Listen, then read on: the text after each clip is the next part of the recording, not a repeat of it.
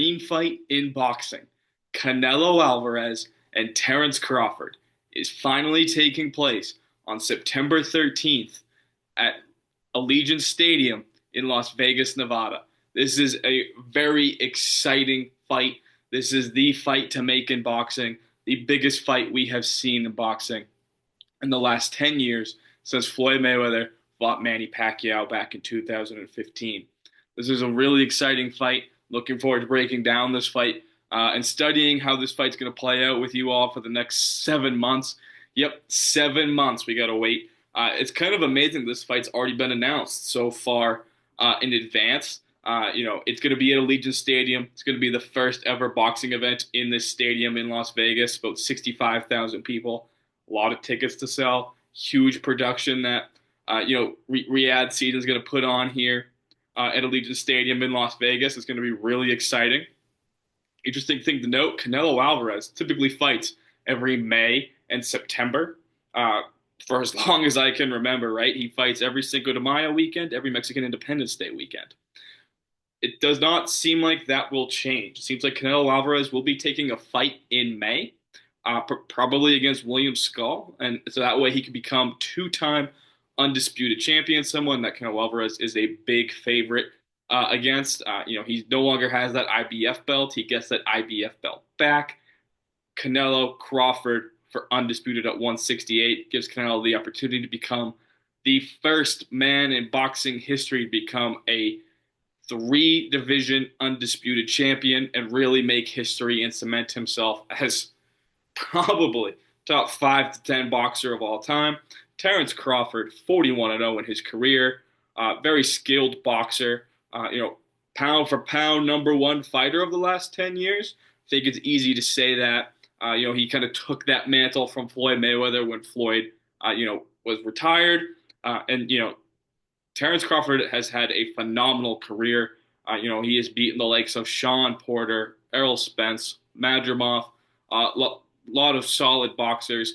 But Canelo Alvarez has been the face of this industry for the last decade.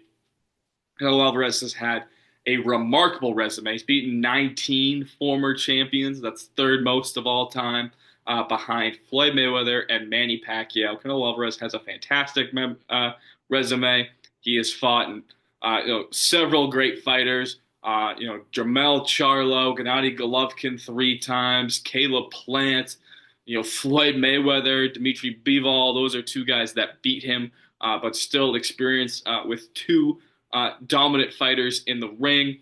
Shane Mosley, just terrific names to Canelo Alvarez's resume. Billy Joe Saunders was a great fight for Canelo Alvarez.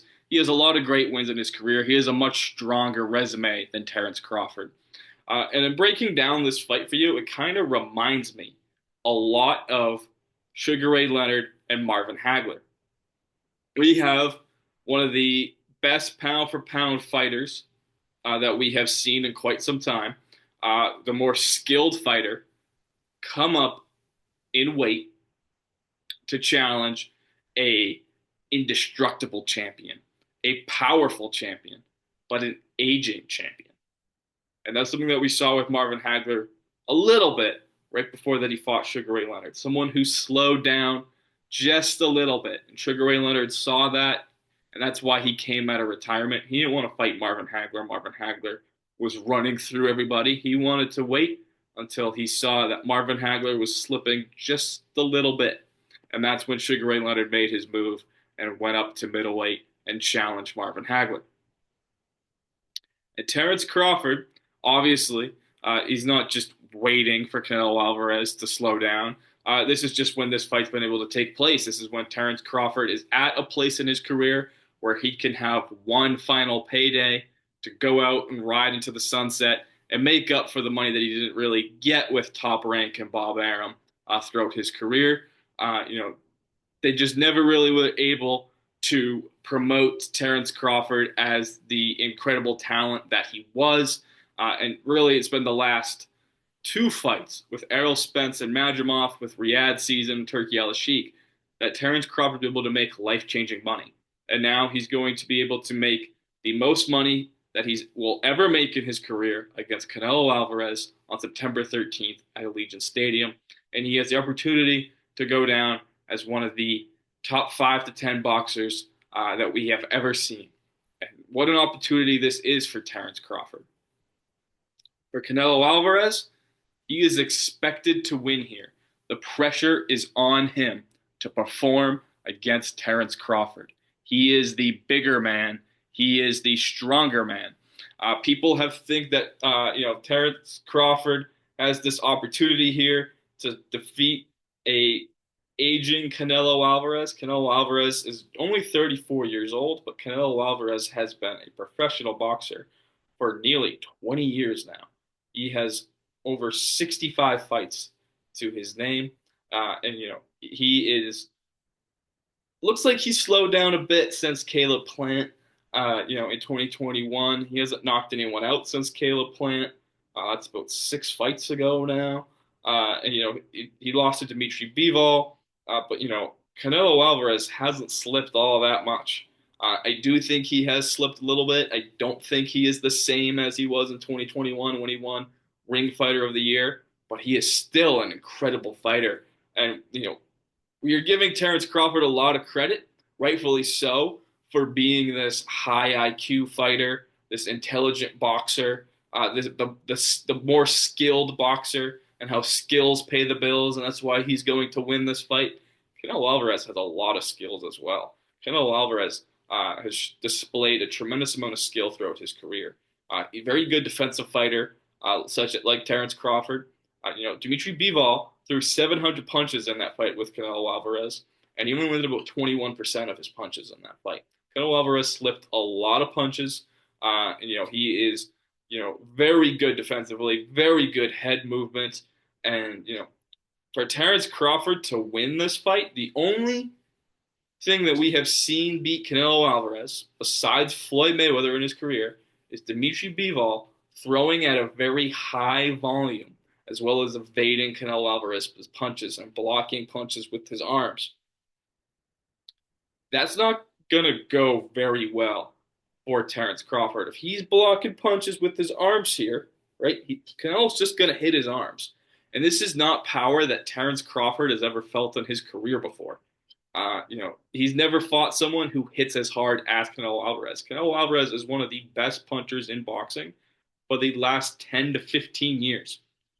We talk about how Canelo Alvarez, has maybe slowed down a little bit, but the people that have shared the ring with him know how powerful of a puncher he is. Caleb Plant says he hits much harder than David Benavidez does, Dimitri Bivol says that Canelo Alvarez has harder one-shot power than Artur Beterbiev, who we consider to be the best and most powerful puncher in boxing. So Canelo Alvarez has dangerous power in his hands. And that's something that Terence Crawford has never felt that level of power before. For him to absorb those shots, even if it's just hitting his arms, it's really going to lower his arms as this fight continues. And that's going to be tough for Terence to handle. And then he's going to be hard for him to keep throwing at such a high volume. It's also going to be hard for Terence to throw 700 punches in a fight, being 14 pounds heavier than he's ever weighed in before. Really going up in 3 weight classes, even though he's had a fight at 154. Historically, Terence Crawford is probably much more comfortable at 147 pounds right now than he would be at 154. He didn't really grow into that weight class just yet, and now he's going up to 168 to challenge a much physically stronger fighter. It's going to be quite the challenge for Terence Crawford. But this fight really does remind me of Hagler-Leonard. Like I said earlier, Marvin Hagler, was a terrific champion. Was slowing down just a little bit. He was 62, 2-2 at the time that he fought Sugar Leonard. Canelo Alvarez right now is 62, 2-2. Kind of just a weird coincidence there. But, aging dominant champions against pound for pound, number one, moving up, risking to be great. It does seem a little familiar. Maybe Terence Crawford can outbox Canelo Alvarez, move around the ring, jab, steal some rounds here. Maybe that's the way that Terence Crawford sees that he can win this fight. Canelo Alvarez is not, doesn't look the same, isn't the same deadly finisher as he was in 2021. Slows down in fights, that sort of thing. But Canelo Alvarez is still a monster and still a nightmare to deal with. I do still think he's going to fight in May. Terence Crawford doesn't seem like he's going to fight until September. That's going to be about a 13-month layoff for Terence Crawford. Canelo will still be active. He'll have that fight against Skull under his belt, and we'll be able to maybe get another knockout under his belt and get that confidence back up for that fight with Terence Crawford. This is a generation-defining fight, and I'm excited to see this generation-defining fight and see who will be remembered as this generation of boxing's king. And let me know what you guys think of this fight in the comments below between Terence Crawford and Canelo Alvarez, who you think the victor of this fight will be. It's going to be really exciting the next 7 months to analyze and debate this fight with you all. And I'm looking forward to studying both fighters here. Be sure to follow the Interim Title Show on Instagram, and please like and subscribe on YouTube. And thank you all again for watching.